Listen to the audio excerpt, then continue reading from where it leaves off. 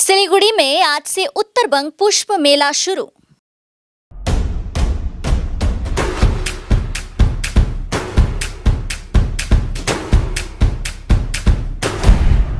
Stay tuned. Kanchenjunga stadium परिसर में आज से उत्तरबंग पुष्प मेला शुरू हो गया है। उत्तरबंग पुष्प मेला इस वर्ष अपने 41वें वर्ष में प्रवेश कर गया है। यह मेला 18 तारीख तक चलेगा। मेले का उद्घाटन सिलीगुड़ी के मेयर गौतम देव, डिप्टी मेयर रंजन सरकार समेत अन्य लोगों ने दीप प्रज्वलित कर किया। इस संबंध में सिलीगुड़ी के मेयर गौतम देव ने कहा कि इस मेले में कई लोगों ने दुकानें लगाई है। अब तक करीब 101 स्टॉल लगाए गए हैं। দেখলাম ফুল মেলা দেখছি, আরেকদিন আসবো। আজকে তো এক ঝলক দেখলাম, আমার খুব ভালো লাগে এই সব দেখে, মন ভালো হয়ে যায়। খুব ভালো, জায়গাটা ছোট, আর এটা আরও যদি একটু বড় জায়গা থাকতো তাহলে আরও ভালো হতো। এই জায়গার মধ্যেও সুন্দর ম্যানেজ করেছে। এবার একটু স্টল অনেক বেশি এসছে, আরও অনেক স্টল ফিরে গেছে, তারা ঢুকতে পারেনি, মানে জায়গা পাওয়া যায়নি। খুব সুন্দরভাবে হচ্ছে, এটা হোক, আরও বহু বছর চলুক।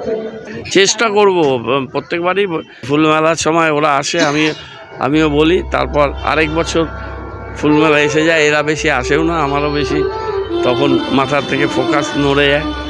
একটা জায়গা এদের দেওয়া হয়েছিল তখন, কিন্তু সেই জায়গাটা সামহাও মেনটেনড হয়নি। সেখানে একটা পার্মানেন্ট যদি হর্টিকালচারাল সোসাইটি ওরা করে, জায়গাটা ভালো ছিল।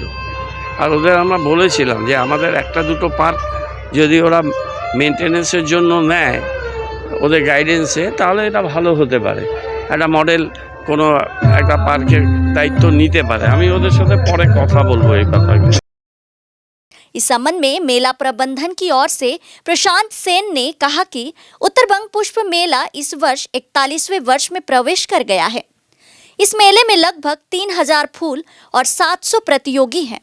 हालांकि उन्हें उम्मीद है कि वैलेंटाइन डे से पहले मेले में भीड़ उमड़ेगी।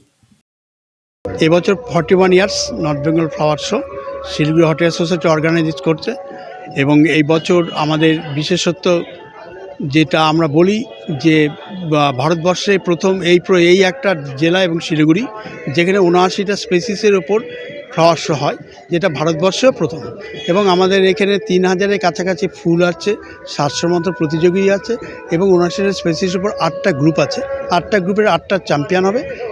8জন চ্যাম্পিয়ন থেকে একজন ওভারঅল চ্যাম্পিয়ন, যাকে আমরা গোল্ড ট্রফি দিই। এবং এখানে আরও একটা বিশেষত্ব হচ্ছে, যারা এখানে পার্টিসিপেট করেন কম্পিটিশনে তারা বাড়ি থেকেই আসেন, কোনো নার্সারিকে এখানে অ্যালাউ করা হয় না। অতএব এটা হোম গ্রোয়িং এক্সিবিশন, এবং এদের আসার খরচ ট্রান্সপোর্টেশন আমরাই দিই, পুরস্কার অর্থও দেই, ট্রফিও দিই, কারণ তাদেরকে উৎসাহ দেওয়ার জন্য।